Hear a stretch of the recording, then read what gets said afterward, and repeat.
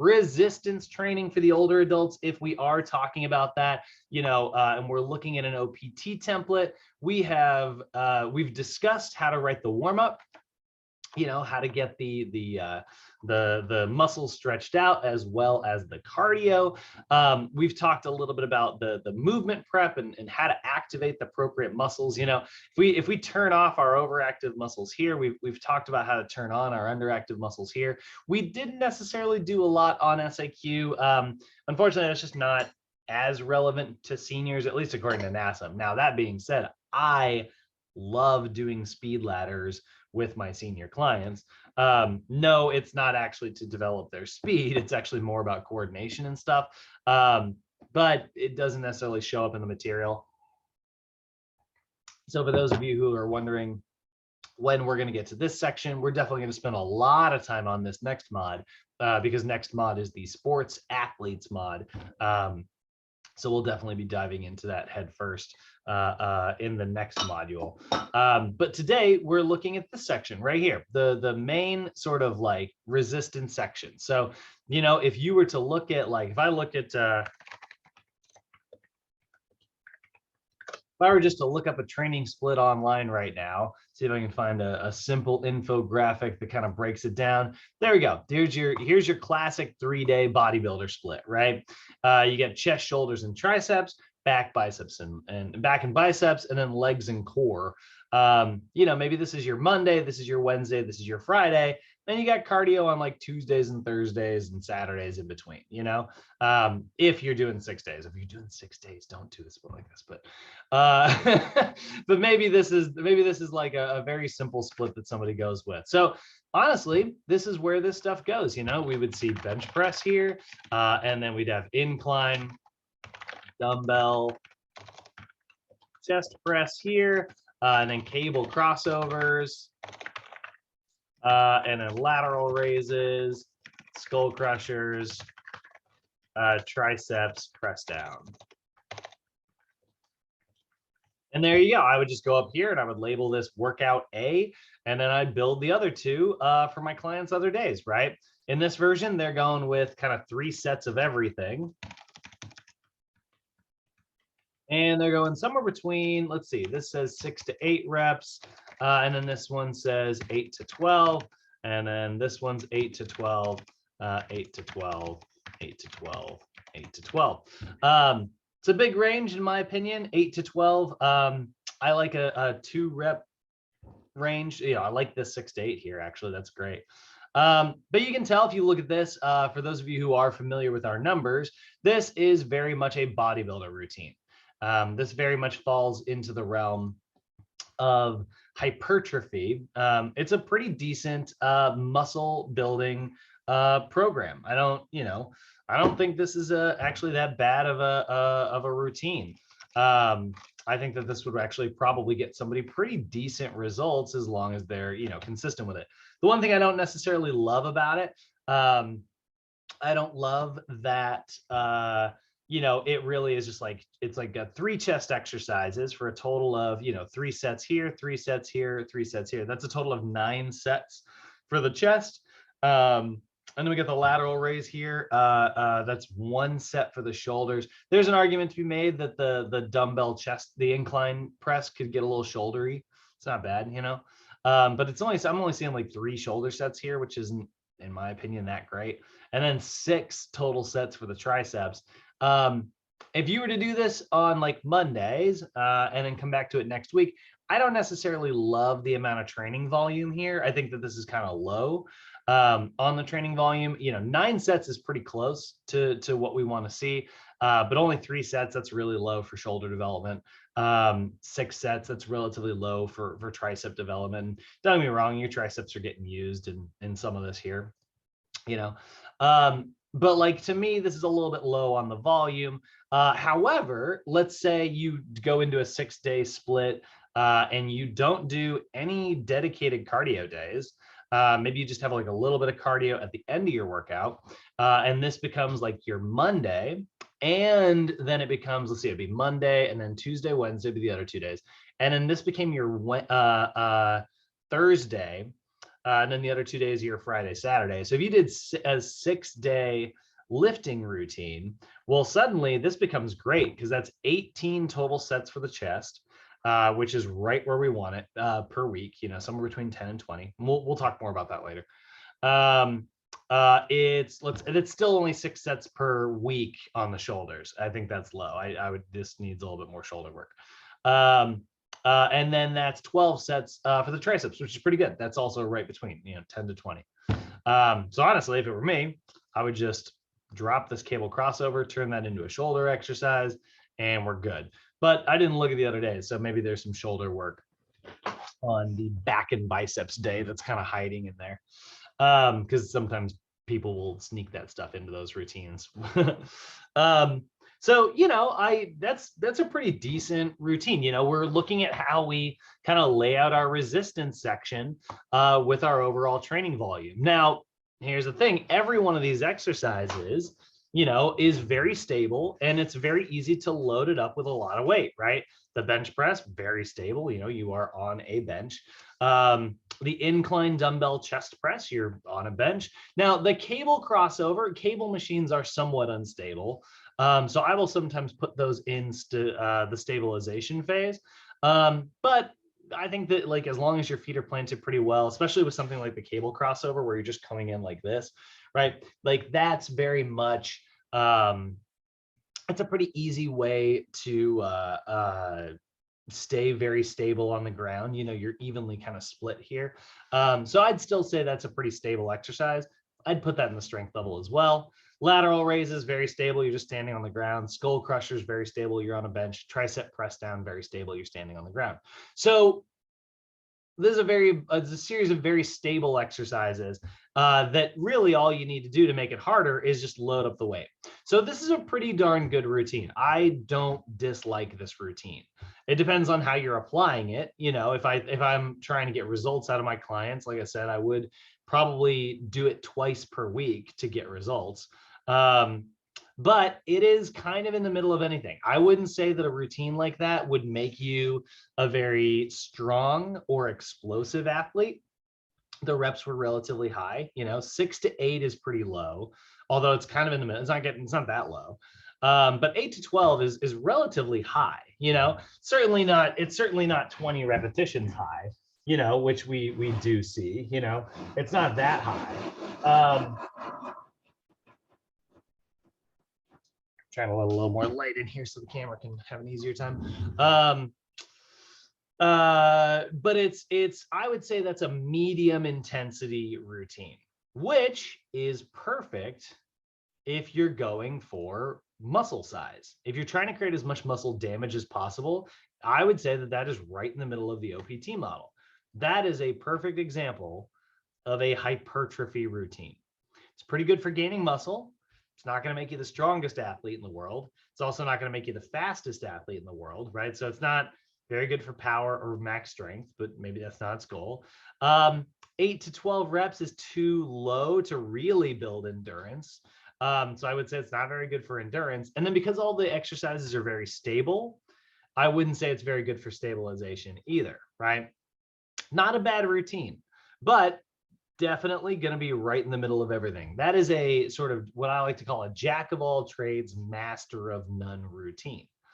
So there we go. First program we found on the internet. I think it was the first result.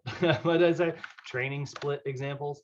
I hit images, and it was literally the first. That was the first image on Google Google results. Right? Not bad. It did a pretty decent job. But again, it's a very generalized routine. Now, if we're training athletes, right, and if we're training our clients towards specific goals, well, what specific goals need? They need specific stress. So would I use a routine like that for every single client? Definitely not. That's kind of been our message since the beginning, right? We always want to be as specific as possible rather than as general as possible, right?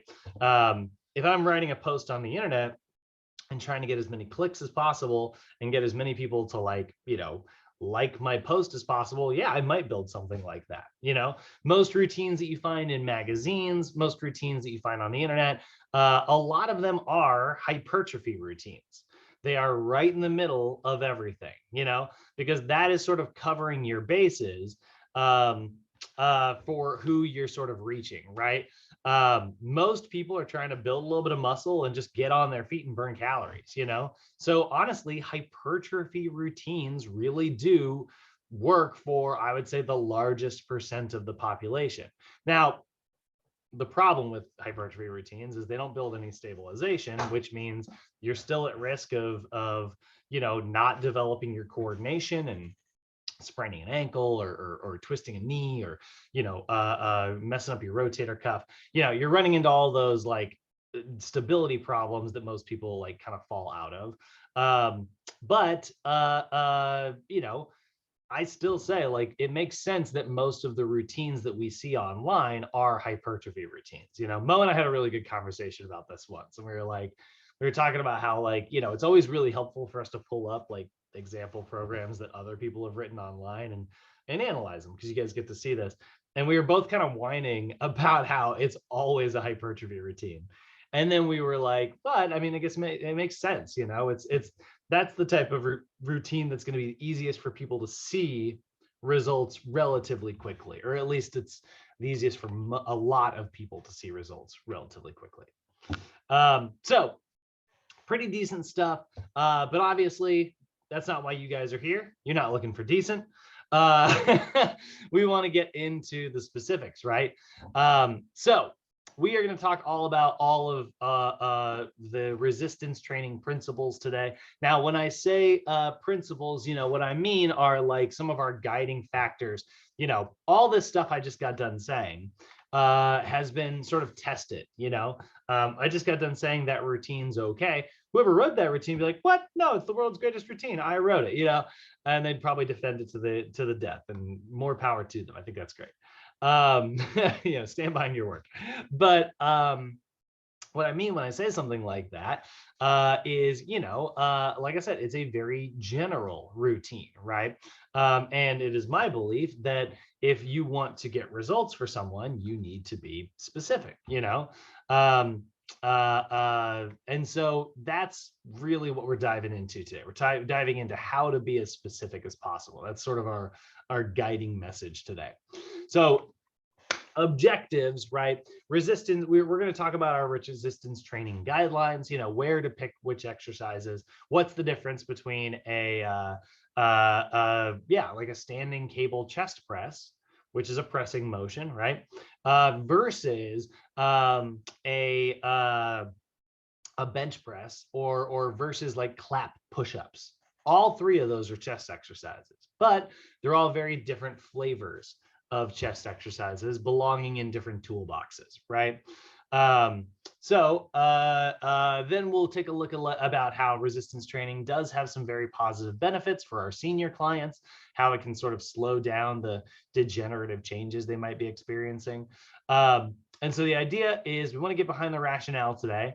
Obviously, we always go through that. Talk about how to progress, build a strong foundation, then build our way up from there. And then we'll talk about the adaptations. And it does say phase here, but like we're not getting into phases, which I think is really weird that it's in the intro. But we're going to talk about the adaptations of each level of the OPT model, not phase. I think that's a typo.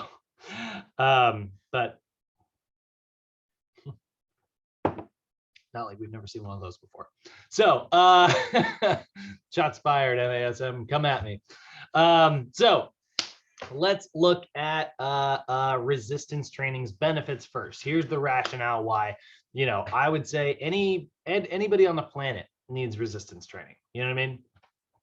Everybody needs to pick up some weights and do some training. And, I always hear people, it's like, well, what about kids? Yeah, make kids do strength training. I think it's great. Not saying they have to do like maximal intense strength training, but I think everybody needs to know how to be coordinated and move their body properly. That is how we keep ourselves nice and healthy. I wish I had gotten into it at a younger age. I remember the first time we actually did weightlifting in like high school. And I was like, this is dumb. I hate this. Because I was like one of the runner kids, you know, like I was on the cross country team and, you know, skinny arm. I still have skinny arms, but like, you know, I was just like, oh, I hate this. But like, I think that's great. I think like, you know, if I had put more emphasis on that, chances are I'd be a little bit more coordinated even today, you know, and I've had plenty of years to work on it. But the earlier you start, yeah, I think kids absolutely should engage in strength training. And I think seniors too. I think seniors, like I said yesterday, you know, sometimes people look at like reactive plyometric exercises and they're like, oh, well, you wouldn't make a senior do a jumping exercise.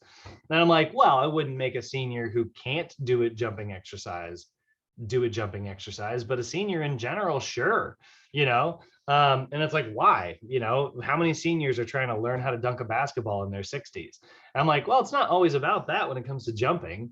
It's about the landing. You know, it's about learning how to land and, you know, reduce the impact when you fall so that your knees don't you know, buckle, or so that your ankle stays in alignment. And I think that's something that everybody should train for as long as they can, you know.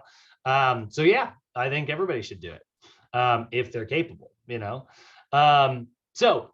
We do know that resistance training is great because it does produce like strength adaptations. We talk about like the difference between our type 1 and type 2 muscle fibers. There's always this one picture that I love pulling up. Where's the circle picture? You know, those type 1 muscle fibers that can be built in the gym that can give us more endurance. But also our type 2 muscle fibers can be built in the gym, which give us strength. And I think that that's very beneficial for pretty much everybody. You know, I'll just go ahead and pull this up. This is, oh, actually, there we go. I do like that though. So, you know, we see type 1, our slow twitch. That's really good for, you know, it doesn't produce a lot of force. It doesn't produce a lot of speed, but it is very good for endurance, which I think a lot of seniors can need, right? Our type 2A muscle fibers, right? These are really good for, you know, producing relatively high force, relatively high speed, not super high force, not super high speed, but, you know, some strength. That's like the routine we just looked at, right?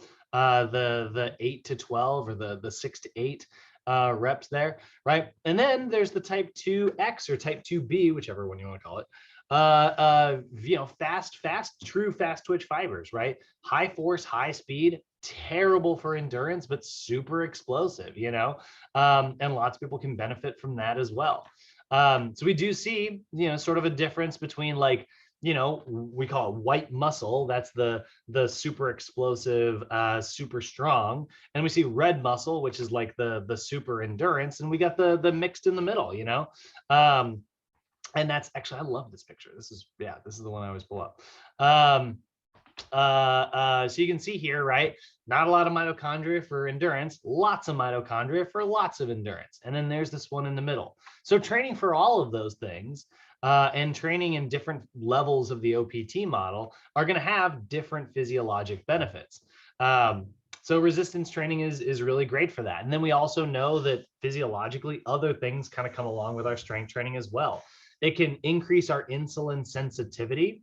You know, when you do, actually the last routine we just looked at, the 6 to 8, 8 to 12 routine that we were just sort of looking at an example of that we stole from the internet. That's a great routine for insulin sensitivity. You know, like if you think about like how long it would take you to do 12 reps, let's say you're doing a medium tempo, like 1, 2, 1, 2, right? Your muscle shortening is 2 seconds, your muscle lengthening is 2 seconds, right? So I'm doing a military press in this example, right? So I'm just like, I'm going up, and I'm just kind of lifting at this medium tempo right there, right? So it takes what? 2 to 4 seconds per repetition, you know? Okay, so 2 to 4 seconds per repetition for, you know, it was what, 8 to 12 reps. Let's say 4 seconds times 8, that's 32 seconds. And then 4 seconds, 4 seconds times 12, that's 48 seconds. So that shoulder press is going to take me somewhere between 32 and 48 seconds.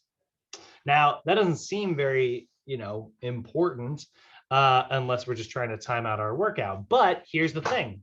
I know that I'm in glycolysis for around 30 to 60 seconds, right? Glycolysis kind of kicks in real hard around the 20 or 30 second mark, right? And then I stay in glycolysis up to about maybe if I'm really good at it, up to 2 minutes before I fully switch like aerobic. So this is staying right in glycolysis, which glycolysis as an energy system relies on carbohydrates for fuel. So what ends up happening is my body's like, well, I need carbohydrates, and it pulls it from my glycogen stores, pulls it out of my liver, pulls it out of my muscles, turns it into energy. Now my glycogen stores are empty. So after my workout, I go to the smoothie bar or whatever, and get some carbohydrates. And then my body goes, oh, carbohydrates, our blood sugar just spiked. Well, make some insulin so that insulin can get out of our blood. And so my body's like, well, guess what? I actually need that. I need those carbohydrates. This is perfect. So it uses the insulin. So I'm actually increasing how sensitive my cells are to the insulin by staying somewhere between 32 and 48 seconds worth of work there, right? And that can drop down a little bit lower too. What if I did 6 reps, 4 times 6, 24 seconds.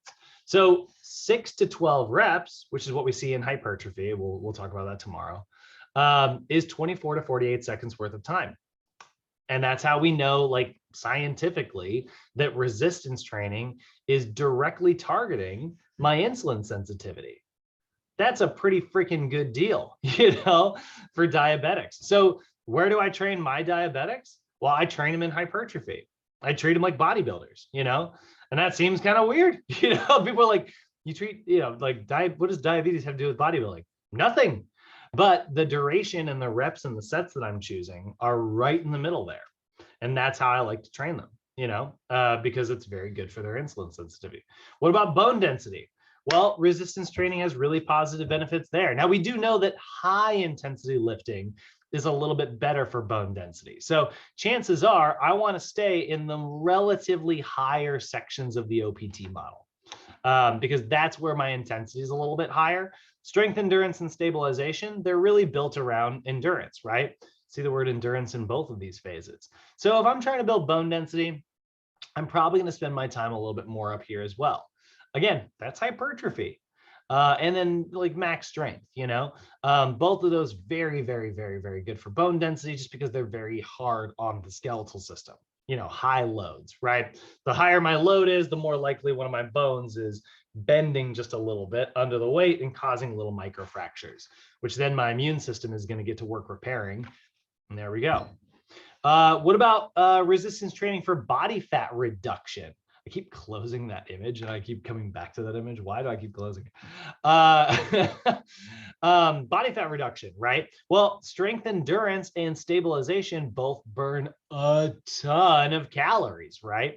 So resistance training over here is a great way for me to just burn a substantial number of calories, which makes it a lot easier for me to balance the books when it comes to how much energy is going in versus how much energy is coming out, if I'm eating, let's say 2,500 calories in a day, and I want to be on a diet so that I can reduce my body fat, well, maybe I'll drop my calories down to like 2,250, and now I'm creating a 250 calorie deficit every day through diet.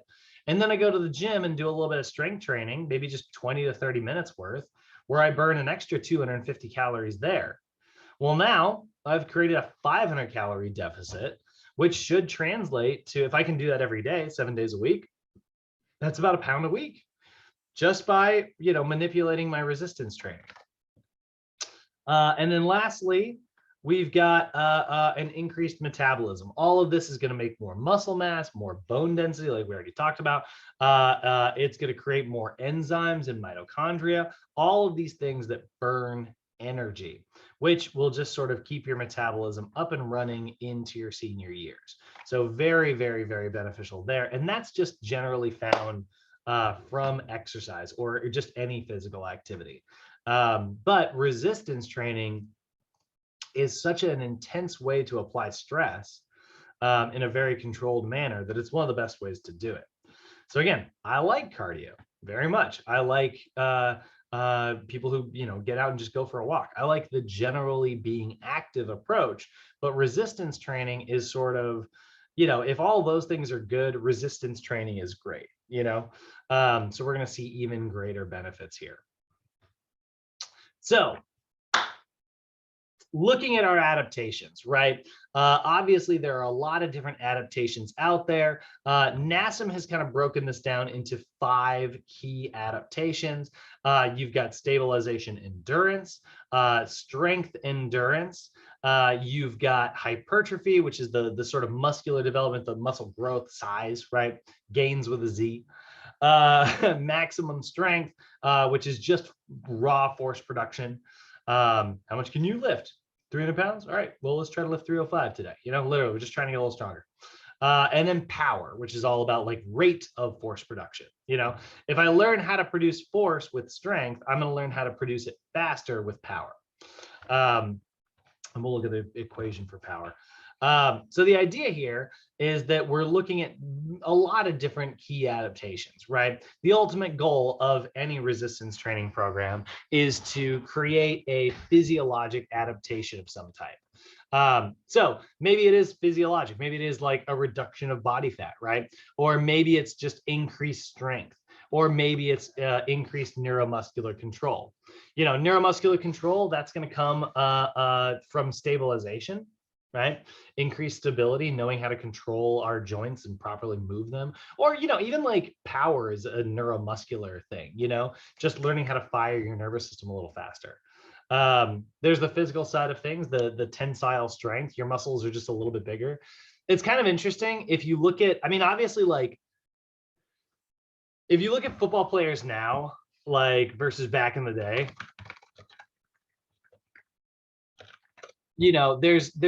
it's kind of a big difference over the years of what we see. Sorry, not soccer players, not football, American football. There's really a pretty substantial difference in what you're seeing physically, right? But what's kind of interesting is while we've learned how to produce like more power, in like the NFL, like we really do. Obviously, like if you're an athlete, you're trying to be as powerful as possible, right? Because let's say 2 athletes can both, both of them are able to run, let's say, 15 miles an hour or something, so very fast, right? Okay, both of them can do that. Whichever one can get up to their top speed faster is going to be the faster athlete. You know what I mean? That's sort of the difference between like, force and power, right? Whoever can get up to speed quicker is the more powerful of the two.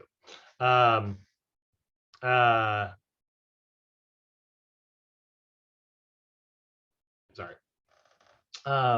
So like, let's say both people can lift 100 pounds on like a lift, right? Let's say both people can grab like a 100-pound barbell, and they can both knock out 5 reps. Whoever can knock it out faster is more powerful. So like, obviously a big thing in sports is the power output. We do pay very much attention to that, but it's interesting what we're seeing in a lot of like college athlete training, where there's been sort of a shift in the last few years away from power adaptations. I was talking to my buddy. He actually was a Sochi instructor for a brief period, Steve, and he worked at UCLA with their football team. And he was telling me about how like there's kind of a shift in the entire college football industry towards just getting college players as big as possible. And he's like, it's really much more about like size than it is about power anymore. And I was like, that's kind of weird because that doesn't really translate super well to being a better athlete. And he's like, well, that is true because like size doesn't always result in strength or power. I know bodybuilders who are way bigger than certain power lifters that I know, and those power lifters are way stronger, or way more explosive. But he was like, but what often happens is like, what we do see is over the course of like a season, a larger muscle is just simply harder to tear. It's just harder to like pull a muscle or get an injury or strain, because there's just a lot more tissue. It's just bigger. And he's like, and so if you think about like the power output during a singular game, yeah, I would say that like whoever's bigger might not necessarily be putting out more power. But if you look at how much power they're outputting over the course of a season, if one person gets knocked out for the last 2 games because they pulled a hamstring, they're obviously, that if you track it that way, it's sort of a loss. And I was like, huh. And so there's kind of an interesting thing happening right now, this sort of revolution in like how we're training athletes. And we're focusing a little bit more on like bodybuilding style training, because then once they become like a professional and they make, they get a $bajillion contract, they can spend all this money on, recovery and massages and like proper, somebody to do their food for them and like the best nutrition, all these like other things. And so like by being like big, then they can just start focusing. They can turn all that big muscle into strong, explosive, powerful muscle. And they've got all these extra tools to keep them from getting injured now that they're a professional. And I was like, that is such an interesting approach to, and kind of counter to how I think of resistance training. When I think of training an athlete, I'm trying to make somebody as explosive as possible. But he's like, yeah, but if you're looking at somebody's like overall career, it's a very different approach. And I was like, that is kind of cool. But you can see how specific this conversation gets in that example, right? So it could be strength, because that's the other thing. Big muscle does translate to somewhat strong muscle, so that is sort of an example of just, when you guys are writing programs for your clients, you do want to be a little bit more specific than just trying to slap down a bunch of exercises, slap down a bunch of sets and reps and tempos and stuff. You do want to be a little bit more specific about what your goals are with your client, right? Because your body will adapt to whatever demands you place upon it. Any questions or any comments so far, guys? Anybody want to chime in? How y'all feeling?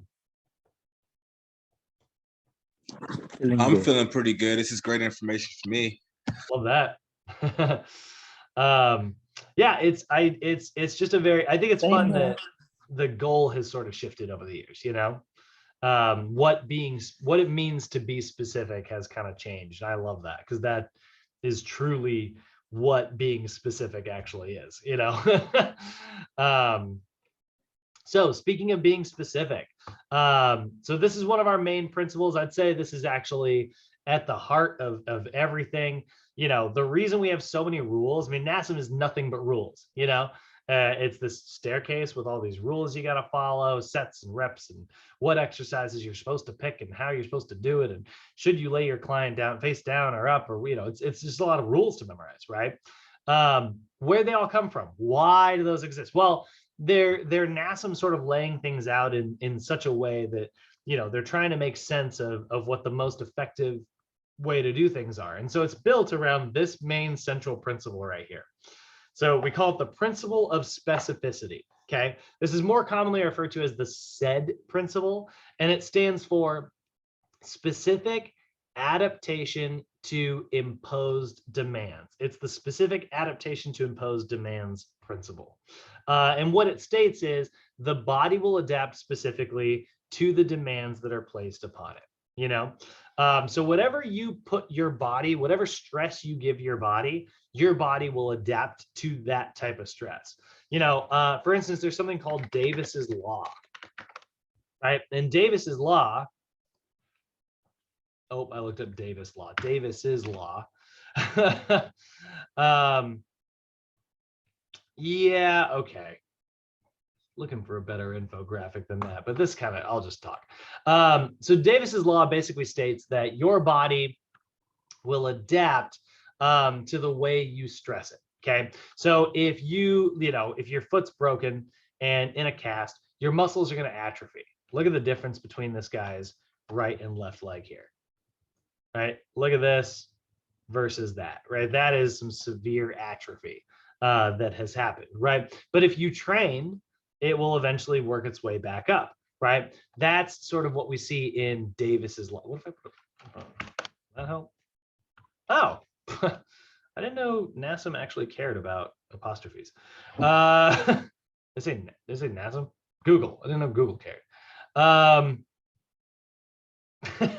So basically, these are two of our main laws here. So Davis's law is really much more concerned with like muscle, and so soft tissue will heal according to how it is stressed, right? This is actually one of the reasons why we're kind of shifting away from the Rice method.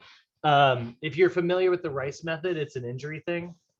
Let's say you tear a muscle. The old adage used to be, oh, you need to rice your muscle. And what that means is you need to rest it, ice it, compress it, and elevate it. And that's sort of the injury prevention thing. And I think that actually still works pretty well in the first like 24 to 48 hours. You know, rest it, put some ice on there. If you can compress the muscle to keep, too much inflammation from happening. And then if you can get it above your heart to keep it, so that it drains, doesn't let the blood pool. That allows you to kind of get blood in there and get blood out of there. So I like that in the first 24 to 48 hours, but a lot of people will then like stay away. They won't do any rehabilitation for that muscle, and they just kind of give it time to heal. They just rest it for 6 weeks. And then it's like, okay, well, Davis's law is sort of like your body, your soft tissue, it's going to heal according to how it is stressed. So if you can just do some gentle work on that muscle, not high intensity work, in fact, low intensity work here, that's going to be a much more effective way to do that. Yeah, Chris, I can absolutely do that. I'll send it after class. So it's going to heal according to how you stress it. So we're going to go with the grain of the muscle and kind of, work out some of that scar tissue, keep that scar tissue from developing, right? There's also Wolff's law, which is that bones will adapt to the loads that they're placed under. You want to have more bone density? Well, you need to load your bones. You need to break your bones, we see a lot of bone density in athletes, so your body adapts to whatever stress you put on it, right? If you spend all day in a seated position because maybe you have a desk job, guess what? Your muscles are going to get used to being in hip flexion because your hips are flexed, right? And your glutes are going to get turned off because they're extended. They're being pulled apart. They're eccentrically loaded. So we are always thinking about how we can be as specific as possible to get our clients to adapt. Now, there are 3 main principles that we're paying attention to when it comes to the SAID principle. So if we're trying to be as specific as possible, there's basically 3 main areas that we are going to pay attention to. We are going to pay attention to the mechanical parts of things, the neuromuscular parts of things, and the metabolic parts of things. If you think about like how a muscle grows, it grows because of 3 things: mechanical stress, metabolic stress, and neuromuscular stress, right? So what do I mean by those things? What the heck is mechanical stress? Well, if we're trying to pay attention to our mechanical specificity, by the way, this is a term that comes up in tests all the time. So get familiar with this term. It is the weights and the movements placed on the body. So you need to consider how much weight you're loading and what movements you're doing. So let's say your client wants to develop shoulder strength, right? Raw strength, okay? They're trying to get better at like the military press. Okay, I need to consider that I need to do shoulder exercises. That shouldn't be that surprising, right? But that's the movements. So I'm going to do shoulder things, right? And I'm going to do it with heavy weight because heavy weight is going to translate to greater strength. In order to develop muscular endurance, individuals must lift light weights and choose high endurance type exercises. In order to develop muscular strength, individuals must lift with heavy weights and choose high strength type exercises. So let's say you're trying to do endurance, right? Well, I'm going to pick an endurance type activity. What builds more endurance, a bench press or like a push-up with my hand on a ball on one side, right? I'm like doing my rep and I'm like, I start to lose it. and then I like stabilize and get through it, right? It's gonna take me longer to get through the push-ups because I'm all unstable, right? Therefore, I would call that more of an endurance type activity, right? It would take me longer to do 12 reps on that than it would do to do 12 reps under a bar. So that's me being mechanically specific. So now when I choose my exercise for my client, I'm probably going to pick chest type activities, and I'm going to probably pick light activities, right? Exercises that are, relatively light, not super heavy. The next thing I need to consider is the neuromuscular specificity. I need to consider how my nervous system is responding. So neuromuscularly, this is going to refer to the speed of the contraction and the exercise selection. So in order to develop stability for exercise selection, right, we're probably going to pick very unstable exercises. Individuals want to choose slow repetitions. So the speed is probably going to be pretty slow because I'm going for stability here, right? I can't learn how to stabilize if I'm moving really quick. This is one of the reasons why you're going to see this tomorrow, but in the stabilization level, we do a tempo of like 4-2-1, right? 4 seconds eccentric, 2 seconds pause, 1 second concentric, right? So if I'm trying to learn how to do, like, let's say I'm trying to learn how to squat, right? Just a regular old body weight squat. I've never done it before a day in my life, right? Well, am I going to learn how to do it at this speed? Probably not. Like my brain has no time to process the information. But if I go down nice and slow, and then I pause, and I come up, right? And I learn how to contract on the way up, great. That's going to give me time to process the information. What if I start tipping, right? My trainer's like, whoa, this way. And you're like, oh, that's right. I have time to course correct through the lift. So a slow tempo is going to give me neurologically better control over my muscle. So neuromuscularly, I'm getting time to process the information. So in order to develop stability, we want to go at a slow tempo. And we want to choose exercises that are probably relatively unstable. If I'm trying to develop stability, I need to stress my stability. Therefore, I need to be unstable. So throw me on a Bosu ball, put me on top of that Bosu ball where I'm like, like make me squat on that thing, right? Put me in this rolly chair, make me squat, right? Like something unstable. Or maybe I just do it on one leg, right? So I challenge my stability. So I'm going to choose stabilization type exercises. We're going to see a lot of those today. Now, that is totally not true if I'm trying to develop my maximal power, right? And if I'm trying to develop power, well, then I want to go explosively. I want to go fast. And the exercises need to be performed relatively stable at that point. If I'm really trying to develop power, I should be stable because it's safe. And I can focus on just trying to be as fast as possible. So if I go to YouTube here, I'll show you a good example of something that drives me a little crazy. Let's look at a medicine ball chest pass. Okay, medicine ball chest pass, a really great exercise for developing power in your chest. Here's an example of somebody that I think is not doing a super great job. And here's an example of somebody that I think is nailing it. Oh, Lord. Freaking supplements. Okay. I'm gonna actually mute both of these. Okay, so here's the first guy. I don't love this one. Let's see his demo here. Okay, guy, fill the ball.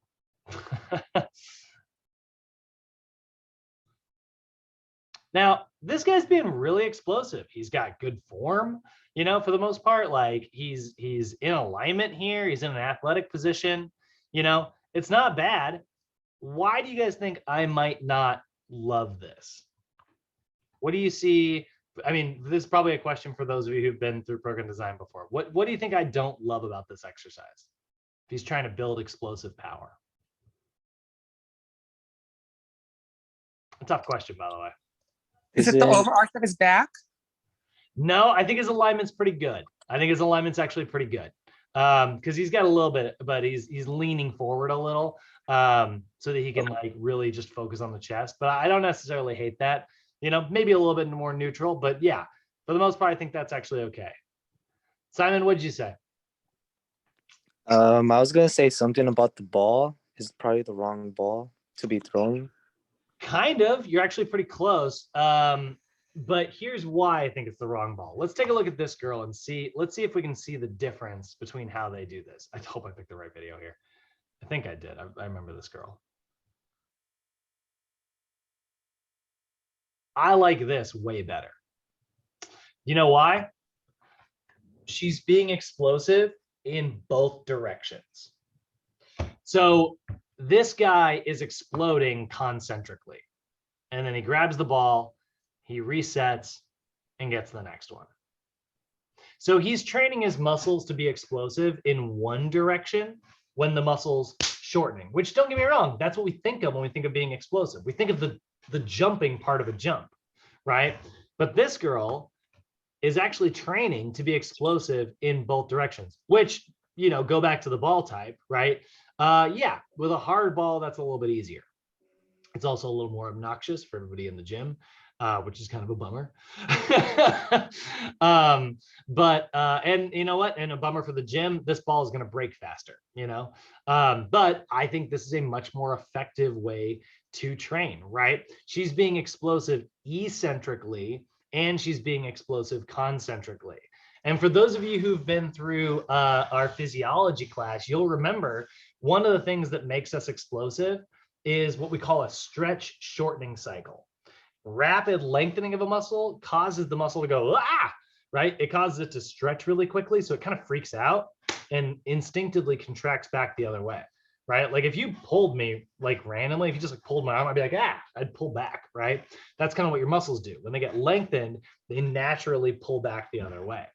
Like I'm a little sore from my chest workout on Monday, and you can just see how natural it is for me to kind of bounce back the other way when I rapidly stretch out my chest, right?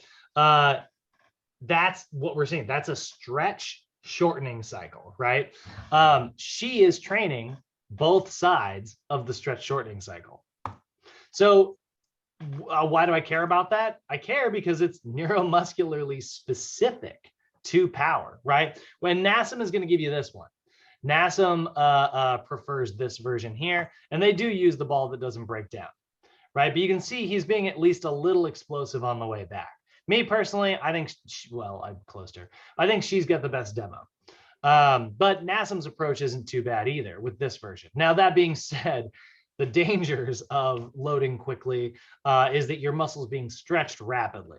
So you don't want to do that if your client is incapable. This is why power is on the top of the OPT model. We need to step up those staircases, right?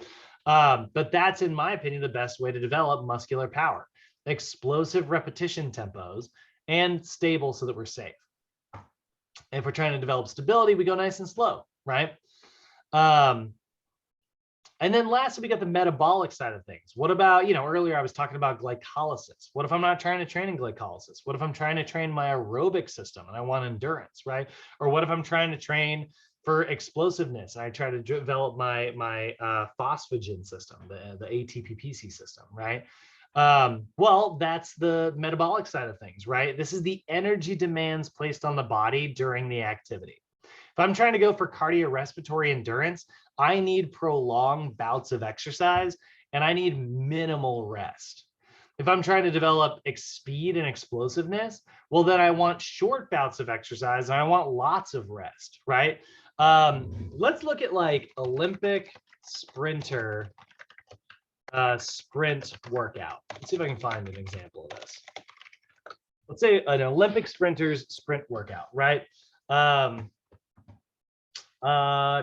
Where to go? Okay, there's his explosive box jumps. There's his strength training. There we go. So here's the actual sprints that this person's going to do. Here's a pure sprint workout, right? So they'll do a little bit of a warm up, right? They'll do some dynamic stretching and drills, right? Probably 20 minutes of that. And then they're going to do 300-meter sprints at like 70% effort, right? Because they're not, you know, this is a sprinter. They're not training for 300 meters. They're training for like 100 meters, right? But they're doing like 70% max effort. They're taking like 30 seconds of rest in between, right? Cool. That's not so bad. Let's take a look at the 50 meter though. 50 meter, we get that duration really freaking short here, right? 90% max effort. They're taking 30 seconds of rest, right? So how long would it take somebody to train or to sprint 50 meters if you're an Olympic level sprinter? Let's say Usain Bolt is doing this. How fast can Usain Bolt run 50 meters? Hopefully I can find this. No, that's not right, because you can do 100 meters close to that. It's not really its own event, so nobody cares. All right, but he ran the 40 in 4.22 seconds. So let's just say we'll increase that by 25%. So 4.22 times. All right, so let's just say for the sake of argument, it takes him about 5.2 seconds to sprint 50 meters. So he's doing 5.2 seconds. That's, 5.2 seconds, and he's taking 30 seconds of rest. You know what that ratio is? That is 5 seconds of work to 30 seconds of rest. That is 6 times the amount of rest he is taking compared to the amount of work he's doing. 6 times. That's the equivalent of me doing like 12 repetitions. And let's say that takes me 45 seconds. So 45, that's times, times 6, not 12. That would be 4.5 minutes of rest before I do my next set. Do you think I'm going to be recovered by then? I bet so, and that's not even that high. Sometimes you'll see, look at this. Somebody runs 100 meters and rests 2 minutes. 100 meters for Usain Bolt is about 9 seconds.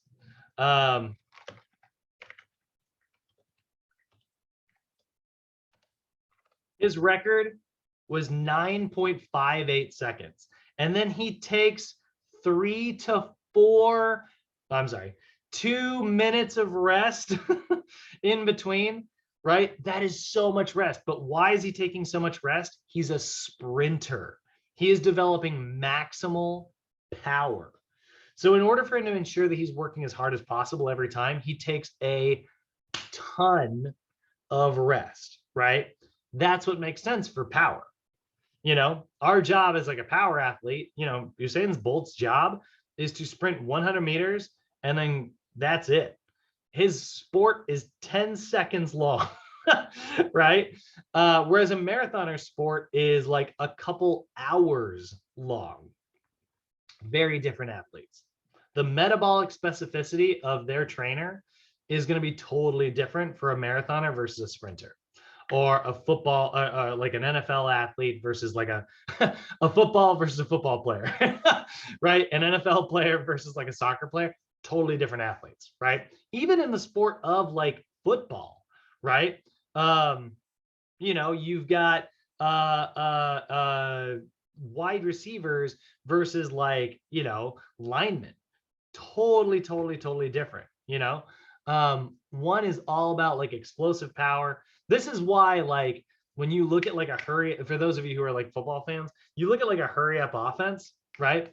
And it's like, they're just wearing down that D line, right? And unfortunately, they're also wearing down the O line. But like, they're just wearing them down, right? It's like you get to the line, throw your next play, get to the line, throw your next play. Those guys are not built for endurance. And that's why you see them just exhausted. You'll hear like NFL commentators be like, oh man, this defense is worn out. Yeah, of course they are. They're not designed to be able to do that, right? It's not what they're for. And that's why like some offenses kind of build their whole team around that. That can be a really great strategy. Of course, you also have to have an offensive line that can keep up with it. as a Seahawks fan, I can tell you it doesn't always happen. Sometimes you don't always have the endurance that you need to keep up with a hurry-up offense, even though your coach wants to run it. I'm not mad. You're mad. This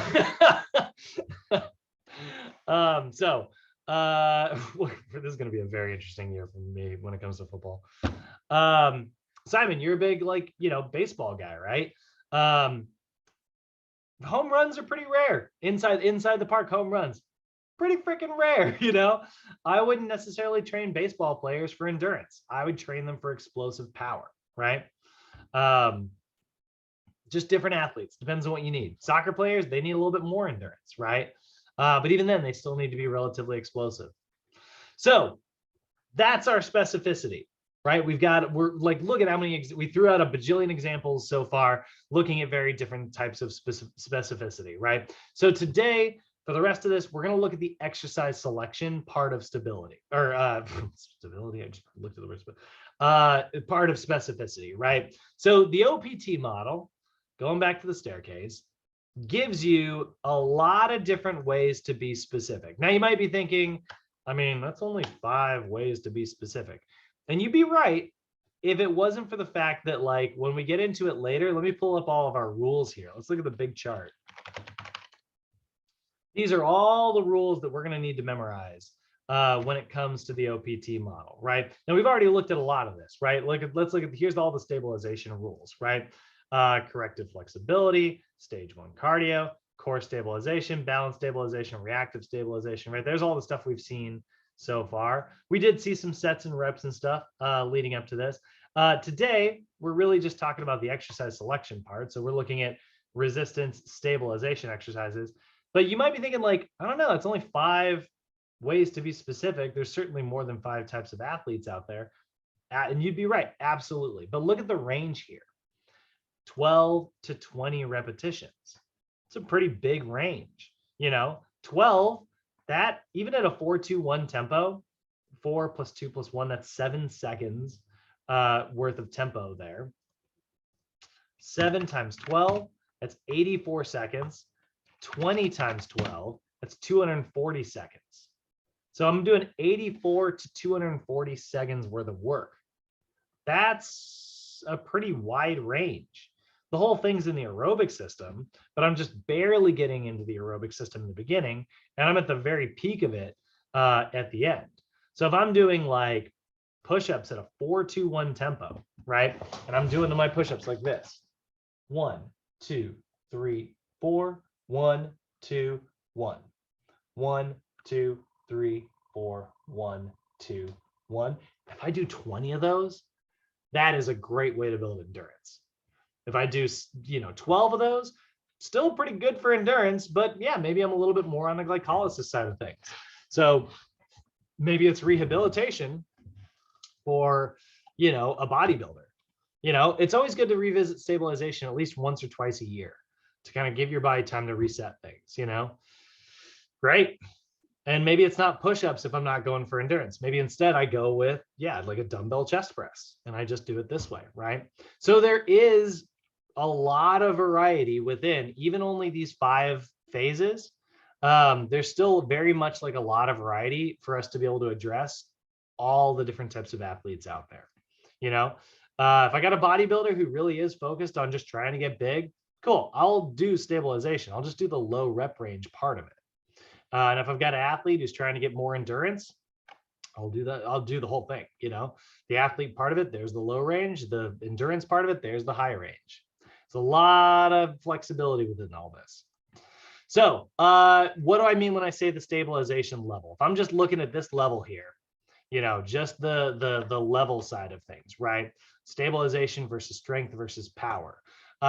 Remember, the level indicates your exercise choices, your exercise selection, right? What's the difference between, a stability ball chest press versus a bench press, which looks exactly the same, versus a medicine ball chest pass, which is still pretty darn similar. What's the difference there?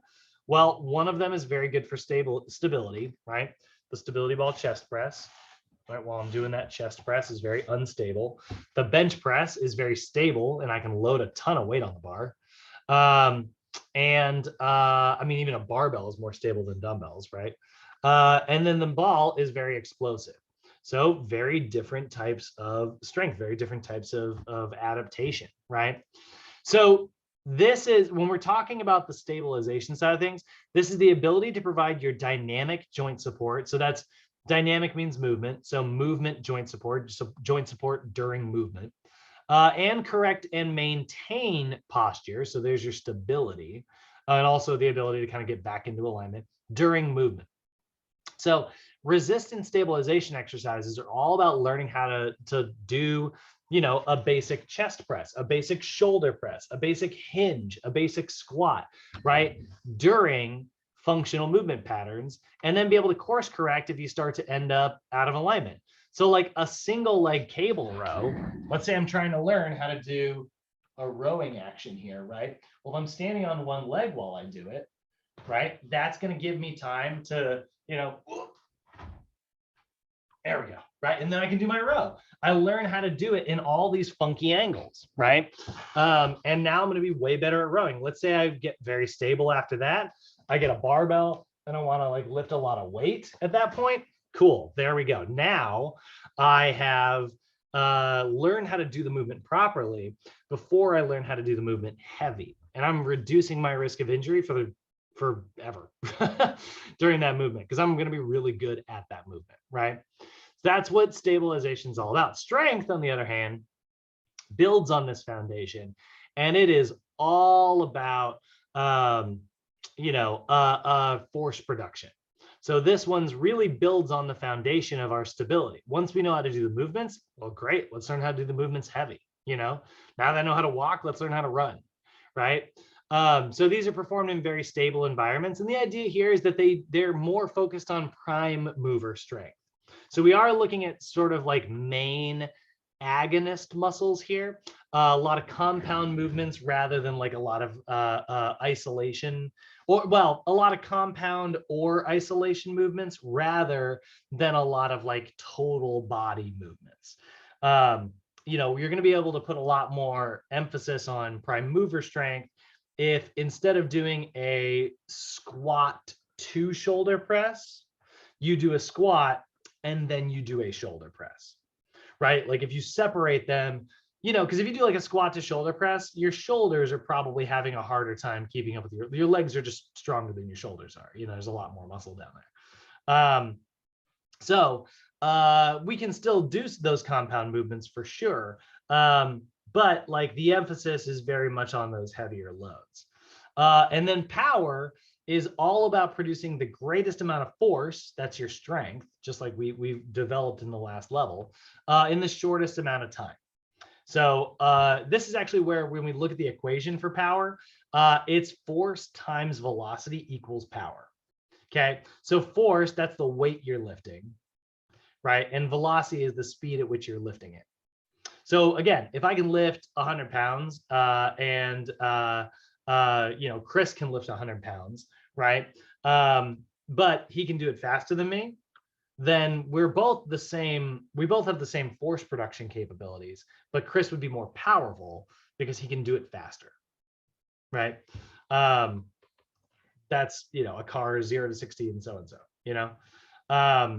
Is that how they measure horsepower? I don't know nothing about cars. To steal a line from John Mulaney, I meant to learn about cars, but then I forgot. So talking about resistance stabilization. Here's how we're going to choose this when it comes to our exercise selection side of things in the OPT model. So if I take the OPT model here, and I'm just going to take this all by itself. Let's see here. Delete. All right. Let's say I got a client in their first month of training. Okay, so they are in the stabilization level. And then here's my client in their second month of training. They're in the strength level. And then here's my client in their third month of training. They're in the power level, right? Again, this is the world's fastest adapting client, right? So what I'm going to choose is I'm going to choose resistance stabilization exercises. Now, your book will not have anything listed as resistance stabilization. It'll be a little bit more specific than that. Resistance is meant to be a place filler. It's meant to represent either a total body exercise, chest, back, shoulders, biceps, triceps, or of course, legs. Okay. So those are kind of the 7 key areas that we pick like exercises for, right? Because you might be thinking like, well, what about core? Well, we already did core, right? We did core yesterday, right? Core stabilization. What about balance? Well, there's balance stabilization. What about jumping plyometrics? Yes, most of those are leg exercises, but again, what's our emphasis? Not about the leg power. It's about the landing mechanics. That's why it's reactive. What about stretches? Well, again, that's in the warm-up section. We're not really talking about that today. What we're talking about today is we are looking at the body parts, right? If I want a bigger chest, well, I need to do chest exercises. And if I'm in the power level, then I'm going to choose chest power exercises. If I'm in the stabilization level, I'm going to choose chest stabilization exercises. So resistance is just a placeholder. It's meant to represent those 7 kind of key areas that we focus on, right? So if I'm looking at total body, so we're going to kind of split this up here. Let's say I've got total body stabilization exercises, right? Or I've got chest, actually I don't need the, so total body stabilization exercise, or I got chest stabilization exercises.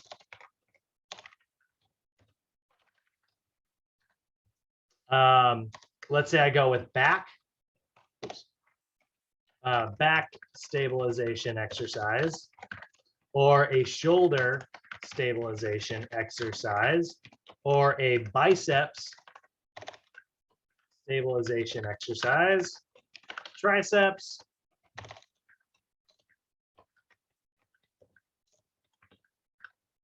and lastly, like legs.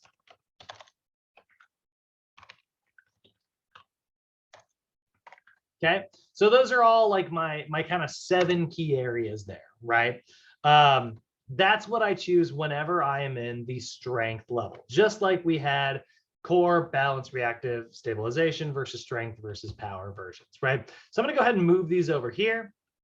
And now let's pick an example version. What's a good total body stabilization exercise? Well, on page 321 in your books, you'll find the ball, squat, curl to press. I forgot these are all the wrong size. What about like a chest stabilization exercise? Well, the ball dumbbell chest press.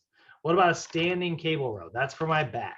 What about the dumbbell scaption? That's for my shoulders. Dumbbell curl. That's my biceps.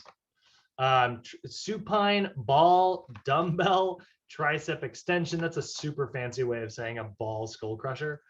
Yeah, that's my triceps. And then there's the ball squat, right? So these are all examples of stabilization level exercises, right? And this is a total body routine right off the gate. And all I did here, by the way, is I went to the first example listed in your book of these exercises, right? If I literally just take this and I Google it, you'll actually find NASM's got videos on how to do all this. I'm going to go to YouTube actually.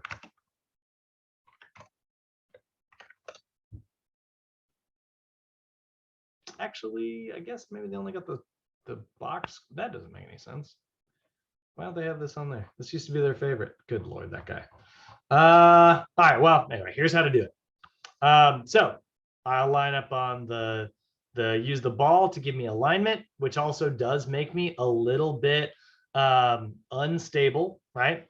So the ball makes it unstable. So he's wobbling a little bit. He has to focus on stability, keeping his body in alignment. And that's sort of what we're looking for. Now you place it, I will say this guy's leaning back a little bit. That's pretty decent at the bottom there though. What about the ball? I want to see the squat, curl, the press. There we go. So we want this to be a total body exercise, right? So total body is really great because it's very good for building your endurance, right? So she's going to squat. She's got great knee alignment there. Although you did see it actually. Did you guys see that? How it like wanted to wobble in for just a second? She had good course correction right there, a little wobble. And then she got it right at the end. And then she curls. She learns how to do the flip and press. Pretty good for teaching my client how to do the entire body, you know, pretty decent way to kind of get them moving through everything. So what about like a ball dumbbell chest press? What about that one? Well, that's really good for teaching me how to do like a press motion while I'm on a stability ball, which is very unstable, right? I will say, there we go. Now he's got it. I will say, support your head when you do this, guys. You don't need the ball under that much of you. It really should just be kind of right behind your shoulders, and your head should be supported by the ball. When you're done, roll yourself up. So he's going to go down. And he should roll himself up afterwards. If he ever finishes his darn set. Oh, no, he's just going to drop it. That's fine. It's not that bad, but honestly, like it's much safer to just roll yourself up the ball. Don't do the hip drop thing when you're getting off the ball. You always see people do that. They just kind of like drop their butt to the floor and then try to sit up. That's not what you want to do. You want to just roll back up into a seated position. So you can literally take the dumbbells to here and then just roll yourself up, and then they're sitting on your thighs and you just set them down. That's not really an exercise form thing, but to me, that's much safer.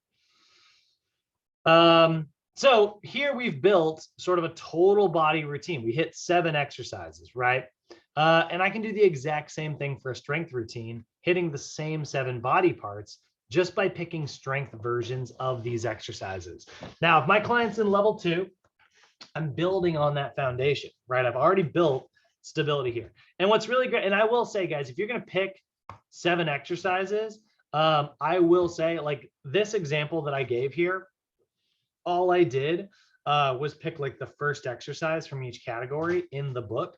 So when you go to the exercise library, I just picked the first one. And it works. It's fine. It does have like one problem though. It's obviously not very specific. You know, I just picked the first one that I found. And it's meant to just show you how simple it is to pick these exercises. But if you do want to be more specific, here's the 5 things I think you should focus on in a beginner's stabilization routine. You should get a squat pattern. You should get a hinge pattern for the lower body. Push, pull, and press. Okay, so that's going to teach your client kind of the 5 key things, right? They'll learn how to squat. They'll learn how to hinge. They will learn how to press, pull. I'm sorry. I totally just, push. Good Lord. Pull and press. Beyond that, they can also learn how to do like a vertical pull this way. And then beyond that, they can also learn how to do like a lunge if you want to break that down. But a lunge is really nothing more than just like a very up down like squat. It's still a squat pattern. So if they do want to get a lunge in there, they can. And that's where, like, you know, you can say there's 7 key movements, but to me there's 5: push, pull, press, squat, and hinge. And all of that requires proper stability, which is why we talked about like the McGill Big 3 earlier. And if you want to learn a little bit of spinal flexion and spinal extension beyond that, you can. And that's where you get into like the core strength stuff. But honestly, I think that's plenty, you know. Yeah, there's arm stuff out there, but you know, the arm stuff is going to involve those other movements anyways. So beginner routines, I focus on those. They're always teaching my beginning clients those 5 key patterns, which means for me, a ball squat plus a ball squat, probably not the world's greatest routine, but a ball squat plus maybe like an unstable like hinging movement, maybe like a Bosu ball RDL. Well, now I've got my squat pattern, I've got a push pattern and a pull pattern. Scaption's a raise, which is really kind of much more, you know, I would say like instead I go with like a press pattern. So I probably change that to like a single leg dumbbell shoulder press. And now I got my press pattern because overhead pressing is just a valuable skill to learn early. I got my curls, I got my triceps, and now I've got my hinge. To me, this would work a lot better. But again, that's not really the purpose of what I'm doing in this teaching example. Just trying to show you guys how easy it is to literally, all I did was pick the first 7 that are in your book, you know, and there's our 7 key movement patterns. So that's stabilization. Any questions on how we picked these exercises, how we plugged them in for our client in level 1?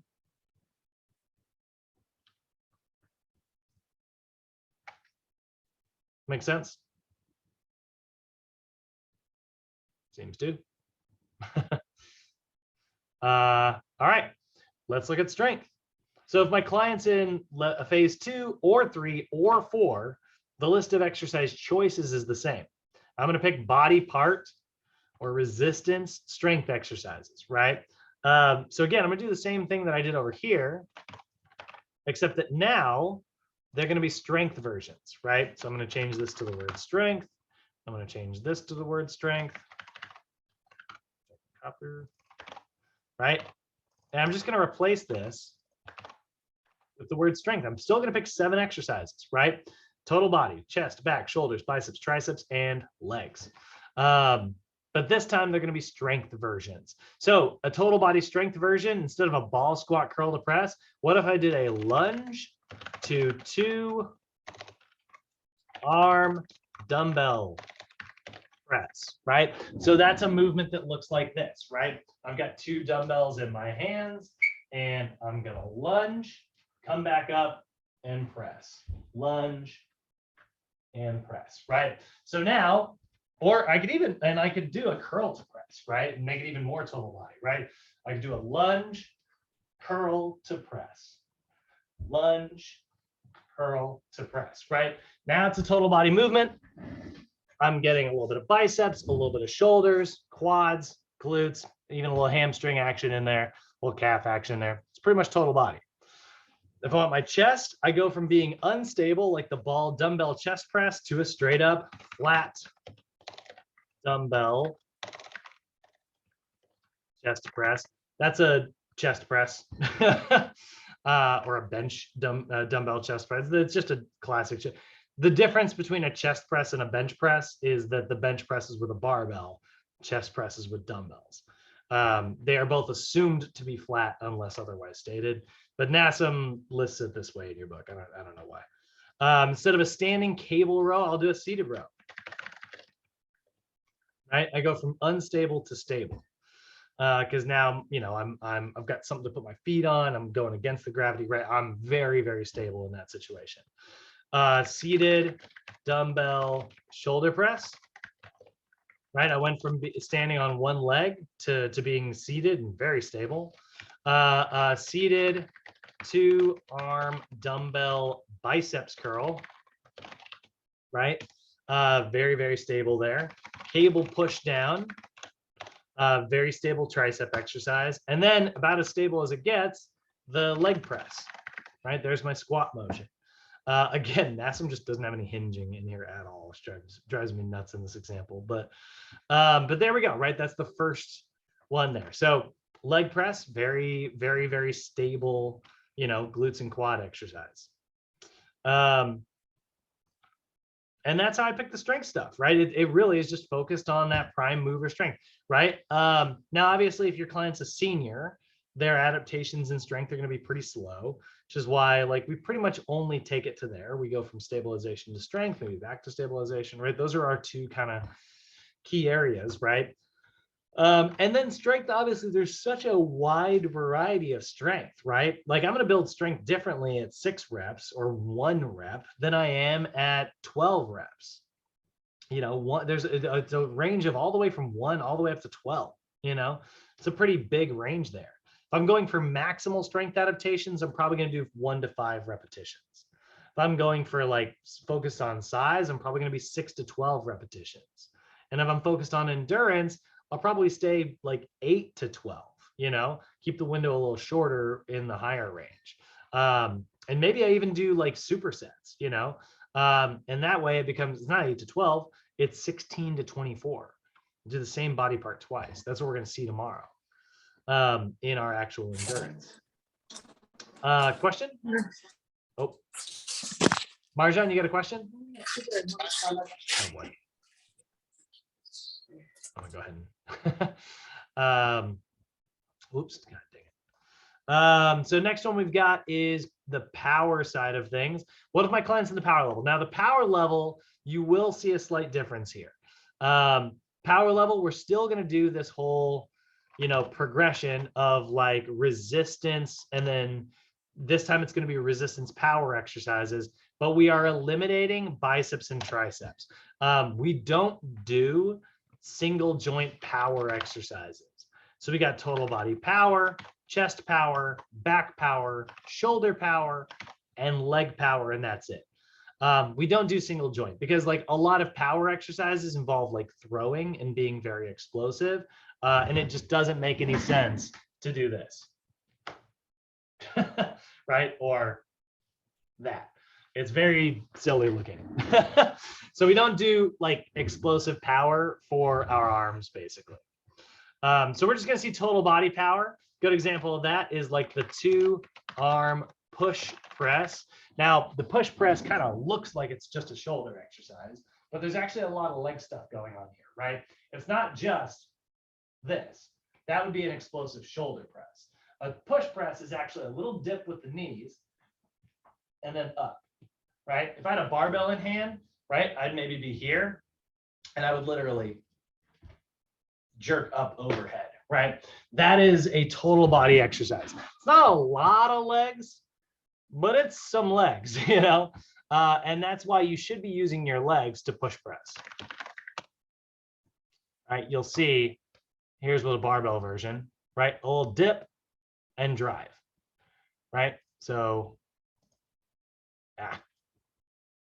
dip, drive. Very much a total body exercise. Meanwhile, my core has to stabilize that whole time. For the chest, 2-arm medicine ball chest pass, right? Explosive chest exercise. Medicine ball pullover throw. Now you might be thinking, well, wasn't the medicine ball pullover throw a core exercise? Sure can be. Right? But again, if I'm doing this properly and I'm getting real explosive with it, let's see, how do I like this, guys?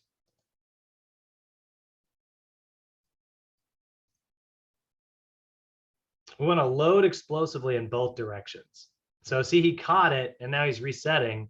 He's only being explosive concentrically. He's going back super slow eccentrically. That's not what we're going for power, right? We want to be explosive in both directions. Nope, big long pause there. Oh Lord, finding the demos that I need. Constant battle using the internet.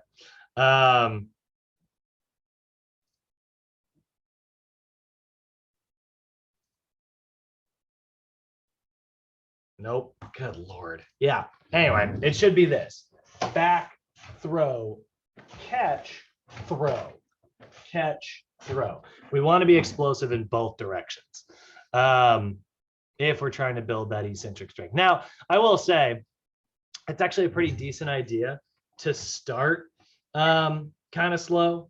You know, like if you do want to do like that big, like slow stretch and then throw, I think that actually makes a lot of sense if you're trying to develop stability and power, you know, which is obviously huge.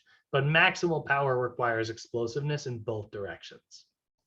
Front medicine ball. And by the way, the reason that's an upper back exercise, look at the joint action, right? When I'm throwing like this, that's shoulder extension, just like a chin up is shoulder extension, right? Front medicine ball oblique row. So that's this actually. That's taking a medicine ball and you would have a trainer over there and I would take it and throw like that, catch it and throw, catch it and throw. Is that more oblique action? Is that a little bit of core action, a little bit of low back action? Yes, it is. But what am I also doing? I'm raising shoulder flexion. Very good for the shoulders, just like a front dumbbell raise, right? Same action there. So that's our shoulder exercise. And then a squat jump. That one probably goes without explaining. There's my explosive power leg exercise. So now obviously there are numbers for each of these. We're going to get into numbers tomorrow because numbers, you know, the strength stuff in particular, we need to have like a different version of each of these. But if we're just looking at it very basically for right now, let me go ahead and move this over here so I can see them side by side. But if I'm looking at just modifying these sets and reps and stuff, if I go here in stabilization, I'm going to do somewhere between 1 and 3 sets, 12 to 20 reps. My intensity is going to be about 50 to 70% of my 1 rep max, which will correspond with that 12 to 20 repetition range. Right, 70% of my 1 rep max, probably about 12 reps. 50% of my 1 rep max, probably about 20 reps. My tempo is going to be slow. That's like a 4-2-1. Again, 4 seconds lengthening, 2 seconds pausing, 1 second shortening.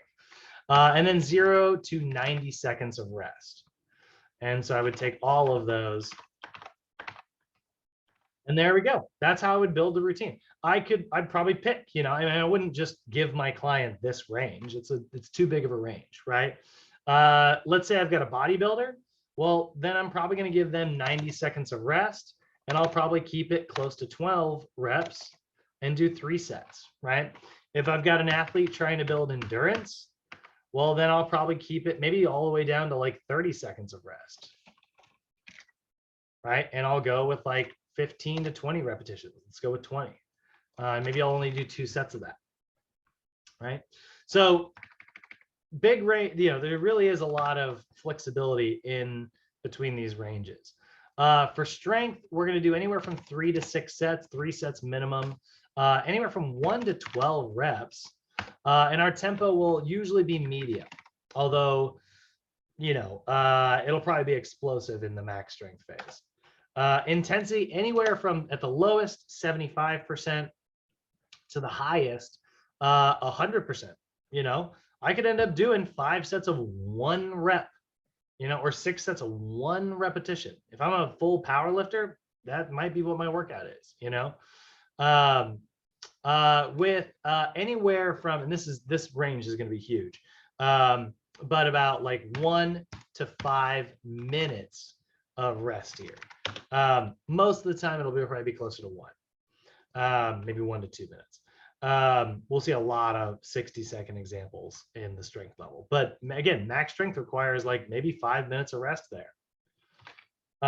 So strength is a pretty big range. I mean, there's 3 phases within strength. So we're seeing a pretty big range here. Again, a bodybuilder, maybe I go, you know, if I'm just going for like somewhat endurance, here's your classic. This is the routine we saw earlier today, right? 3 sets, 12 reps, medium tempo, 1 minute of rest in between each exercise. It's great. It's not bad. It's a very medium, it's a very middling program, you know? If I'm going for pure strength, probably do more sets, probably do way less rest, and I probably take a ton of rest in between. You know, that's a very boring, very basic program. But if your goal is just to get better at 1 lift, if you're stuck at your, you know, whatever 1 rep max on your squat and you're trying to break that, you kind of need to lift really heavy at a low reps. You don't need a lot of reps. And what about power? Well, 3 to 6 sets, 1 to 10 reps. That's a huge range as well. And then the intensity is 30 to 45%, 1 rep max. Oops, that's not what I'm putting in tempo. Good Lord. I will say it's not just 30 to 45%. It can also be up to 10% of your body weight. But our tempo is as fast as possible. Explosive tempo, as quick as you can get it. 3 to 5 minutes of rest, right? So I'm going to talk more about these numbers tomorrow and get more specific with them and build a bunch of different examples. But those are some general examples of, you can see there's a lot of difference between these 3 styles here. Maybe our client Bob starts in stabilization in his first month, moves to hypertrophy in his second month, so he'd be right in the middle of all this, and then moves to power in his third month. I don't know why somebody who's focused on hypertrophy is also focused on power, because those two are really not related to one another at all, but hey, there's sort of our example. So obviously, we love resistance training for a lot of reasons. It is, like I said, the meat and potatoes of any workout routine. But we want to make sure that we're always being safe, make sure that your client's wearing the right attire. Again, senior clients especially, make sure they're not wearing like baggy clothes. You know, we want them to dress in layers, but we don't want them to wear baggy clothing that gets caught on the pins and, you know, hinges of our workout equipment. I mean, even me, have you guys ever just been walking by? I've caught like the pocket of my shorts on like doorknobs a million times in my life, you know, like it's the worst. You're like, ah. Don't start with any range of motion that is beyond like a normal angle for them. Ideally, we do want to get full range of motion in those joints, but we do want to make sure that we are building them up to those things. So again, we start our client in stabilization and build from there. Start with short sets of exercise with very little weight and then build up.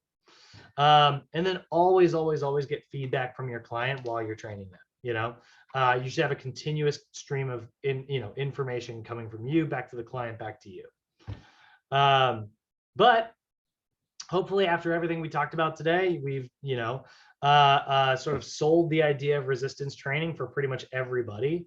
Obviously, it's very good for producing strength adaptations in general, and you're still building strength in the stabilization phase and in the power level, right? Stabilization and power levels both very much good at building strength, but the strength level is probably, it's the specialized section. It really is all about force production, but we want to build a foundation of stability before we get into that strength training. And that's why we have the OPT model, right? It's the staircase. When we look at that staircase, stabilization is our foundation of everything. Strength endurance builds on the stabilization endurance. Hypertrophy builds on the strength endurance. Max strength builds on the hypertrophy, and power builds on the maximum strength.